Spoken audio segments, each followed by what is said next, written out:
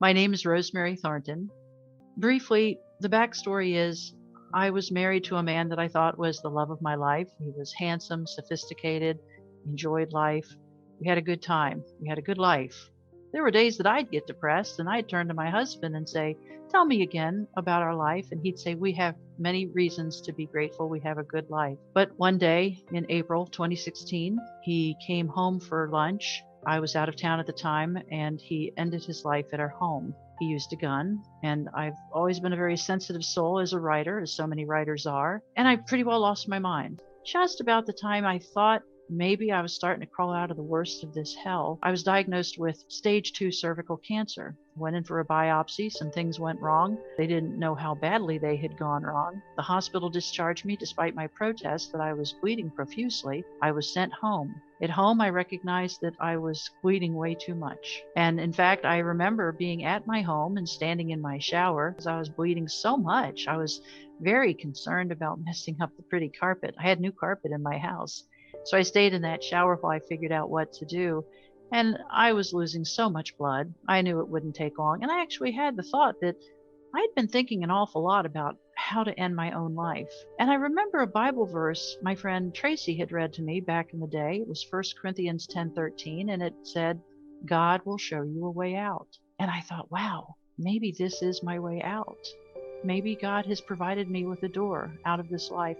So I'm standing in my shower trying to figure out what to do. Is this my way out? And I thought, I can just sit down on the shower floor and this is going to be over. I will be dead soon. And I knew I was fading, and that if I sat down, I wouldn't have the energy to get back up. I thought about that a lot. And then I thought about the people who've taken such good care of me. I thought, is this really fair to just give up now after these people have shown me such tender care and solicitude? So I exited the shower, wrapped a few towels around myself, and stepped out into the living room and told my friends out there, 2 friends who'd brought me home from the hospital, I said, "I'm bleeding to death. We need to go to an ER." So an ambulance was summoned and I was taken to and at that ER, they made some more mistakes. And one of the unfortunate things they did, they gave me a shot of Dilaudid, which is a morphine derivative. And that shot was probably what stopped my heart. Well, after that shot of Dilaudid, it wasn't very long. Pretty close to my very last words on this earth were, "Whoa, that's some really good stuff." And that's really my last conscious memory. And as soon as I'm floating away from my body in this absolute blackness, and yet the blackness was comforting, actively comforting. Very interesting to me. One of my first thoughts was, my heart has stopped. And I thought, how do I know that? I don't know how I know that, but I know that's right. And I'm continuing to float what I presume to be further and further away from my body. And I did not see my body. A lot of people have asked me, did you see where you were floating away from? I did not.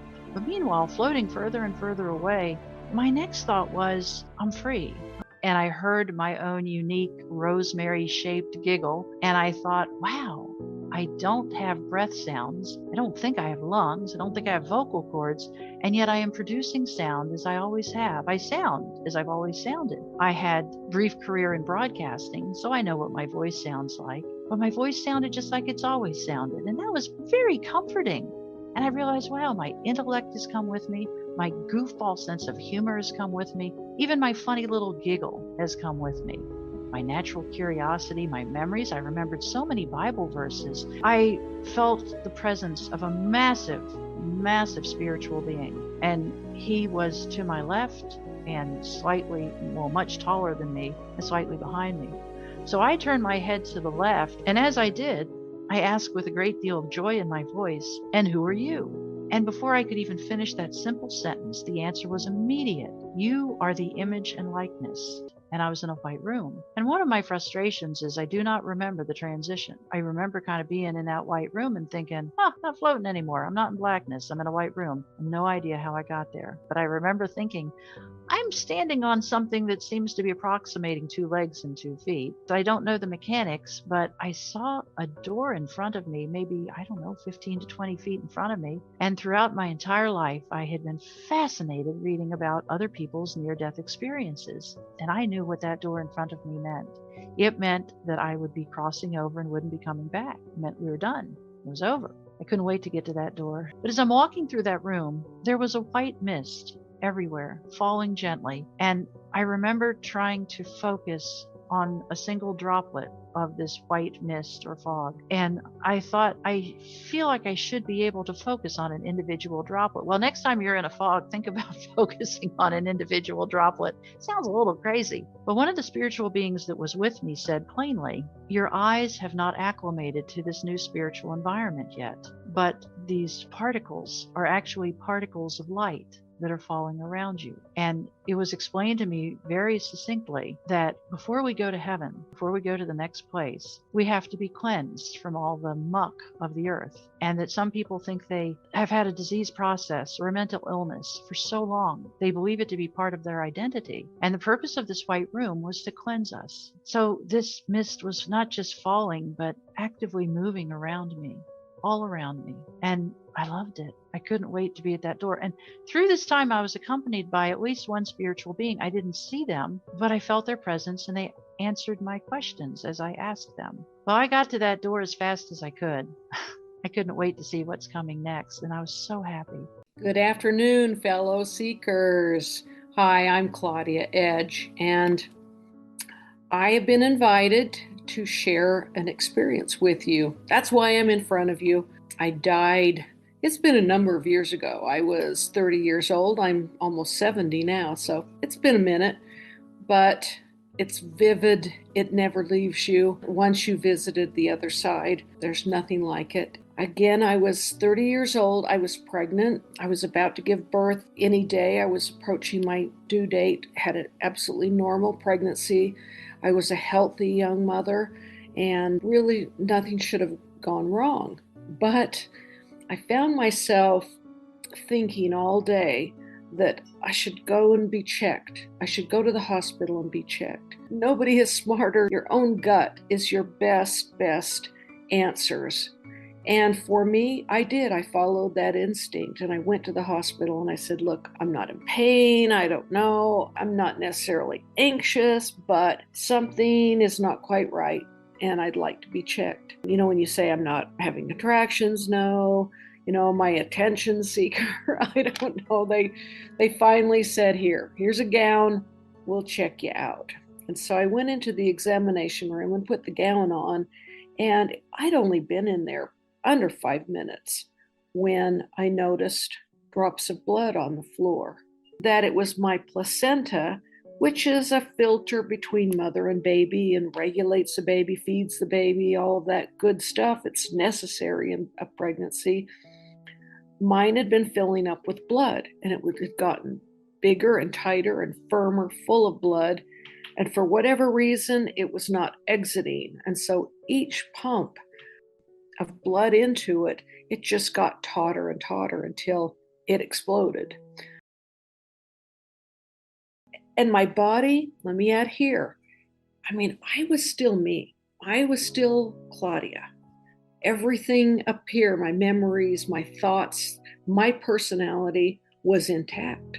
The only thing that I had left behind was this shell, this outer shell, my overalls, my work outfit for Earth. It was like I didn't need it anymore. And so I shed it and I was free.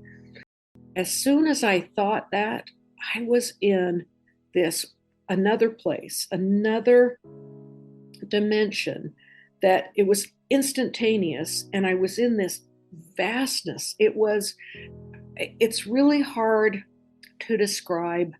Earth words are really limited, and which is one of the problems I had about talking about my NDE, because I was in this amazing place that was everything and nothing all at the same time. And it was in complete and total darkness. It was black. It was, if I'd had a hand, I wouldn't have been able to see it in front of my face. But it wasn't scary.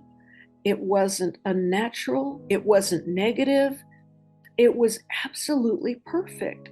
I was so loved. I was so held and comforted and cradled within this alive, intelligent. It knew everything about me, and it just swaddled me like a loved child. And I was completely satisfied to be in this place. It wasn't long before I started to hear being called back to earth. This was of the other side. This is what my immediate experience gave me, was a perfect place of total darkness. Others talked about in their near-death experiences. And I started to pray about it, and I asked about it, and I wanted to know my guide, and it became a real need for me to find out how come. I just felt like there was so much more, and how come I had only had recall of, someone wanted to call it the void, and I was like, no, because a void to me is void of something. It's missing something. And I call it vastness because it was so big. It was enormous. It was beyond. And I started having dreams. Well, I was having dreams, but what was happening in my dreams is I was noticing in the corner of just the regular kind of dreams, my guide was showing up. I didn't know it was my guide at the time. But when I would notice him, that he was doing either weird movements, wearing a weird costume, whatever he could do to get my attention within this dream and still keep me in a sleep state. When I did notice him, he'd hold up a sign and say, pay attention to this, or come with me.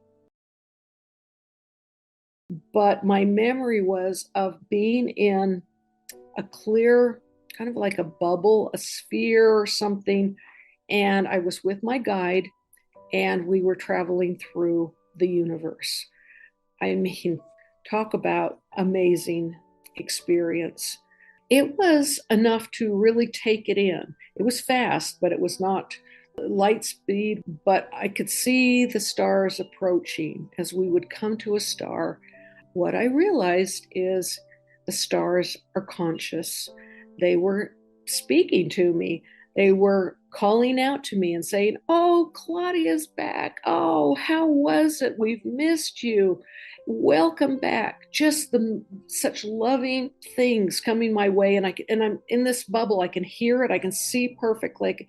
And the colors as we approached these stars, it was like fire. It had the yellows and pinks and oranges. And it was just amazing. And it would leave kind of a tail as we skirted by. But then there would be another approaching star that I could hear it talking, calling out to me in this praise and in wonderment and happiness to see me. It was amazing that I'm looking at my guide and going, the stars can talk. The stars are alive. They're real. It's not just a clump of, gases and metal and dirt and everything else. It's like there is consciousness in the universe. It was one of my bigger ahas. And when I woke up, I pondered it for a long time. And I kept asking, are the stars conscious? Are we stars?